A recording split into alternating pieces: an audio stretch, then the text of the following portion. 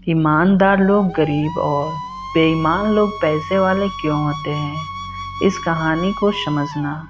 एक बार एक गरीब आदमी ने भगवान से पूछा, मैं इतना क्यों गरीब हूँ?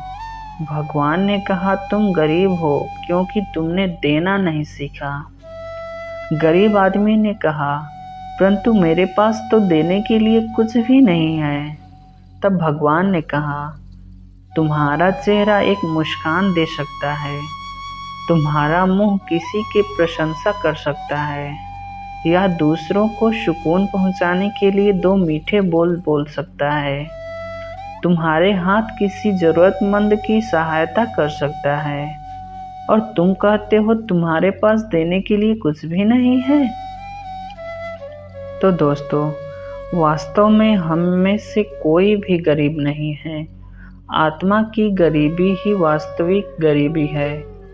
पाने का हक उसी को है जो देना जानता है।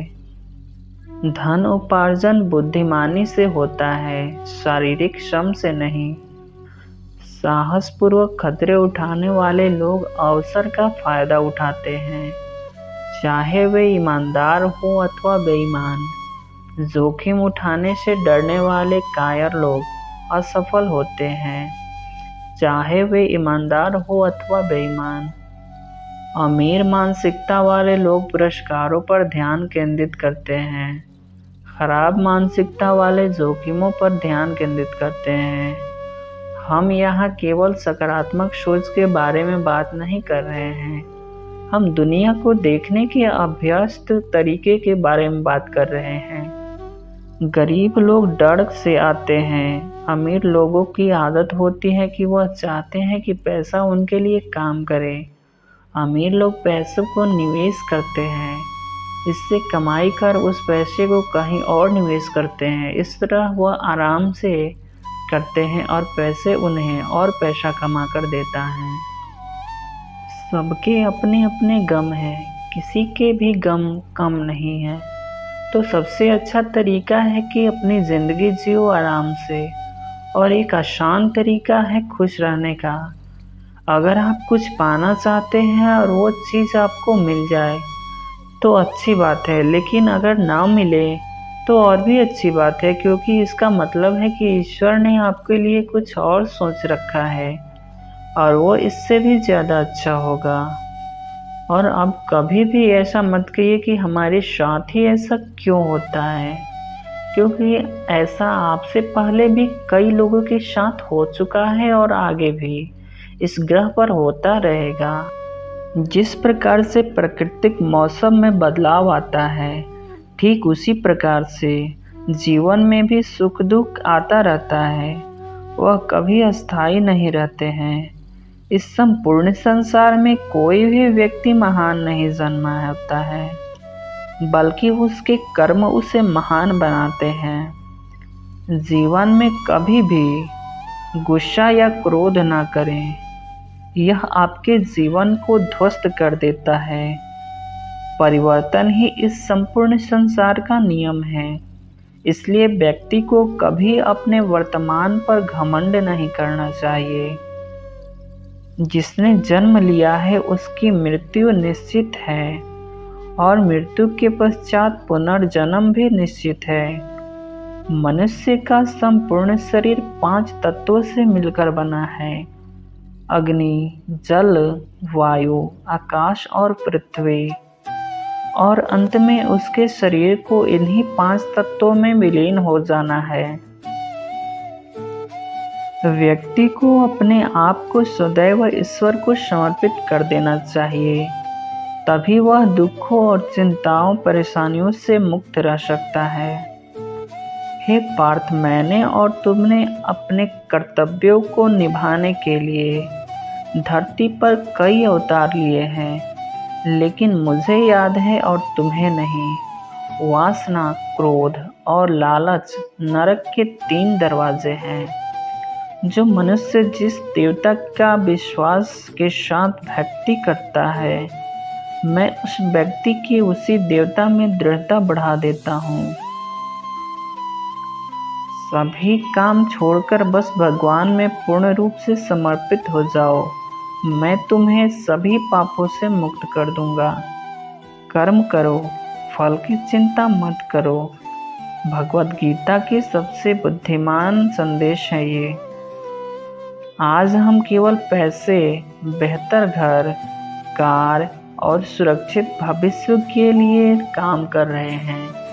हम इतने लक्ष्य चालित हैं कि हम सब कुछ परिणामों के बारे में सोचकर ही करते हैं।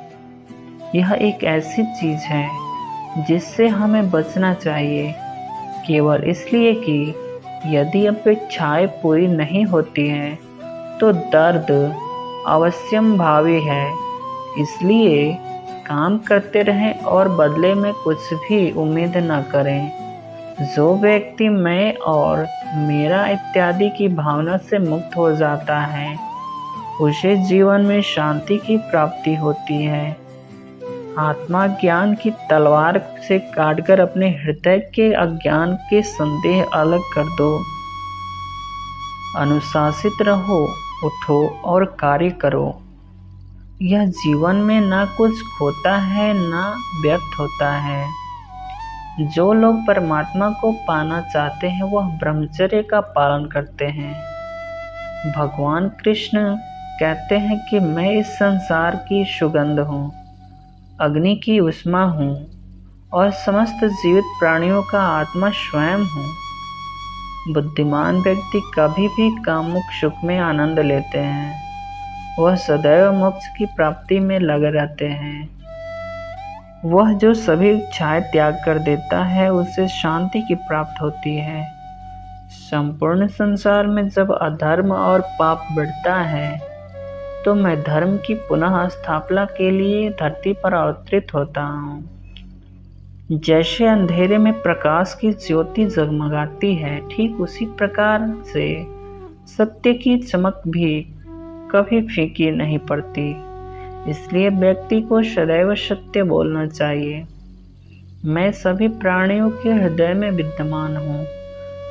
जो व्यक्ति मृत्यु के दौरान मेरा नाम लेता है वह सदैव मेरे ही धाम को प्राप्त होता है। इसमें कोई शक नहीं। ऐसा कुछ भी नहीं, चेतन या अचेतन, जो मेरे बिना अस्तित्व में रह सकता हो। प्रत्येक बुद्धिमान व्यक्ति को क्रोध और लोभ त्याग देना चाहिए, क्योंकि इससे आत्मा का पतन होता है। तुम बिना किसी कारण के चिंता करते हो और बेवजह ही घबराते हो। तुम तो आत्मा हो जिसे ना तो कोई मार सकता है और ना ही जला सकता है। यही जीवन की सच्चाई है जिसे प्रत्येक व्यक्ति को जानना चाहिए। मन अवश्य ही संचल होता है, लेकिन उसे अभ्यास और वैराग्य के माध्यम से वश में लाया जा सकता है। इंद्रियों की दुनिया में कल्पना सुखों की प्रथम शुरुआत है और अंत में भी जो दुख को जन्म देता है। न तो यह शरीर तुम्हारा है और न ही तुम इस शरीर के मालिक हो।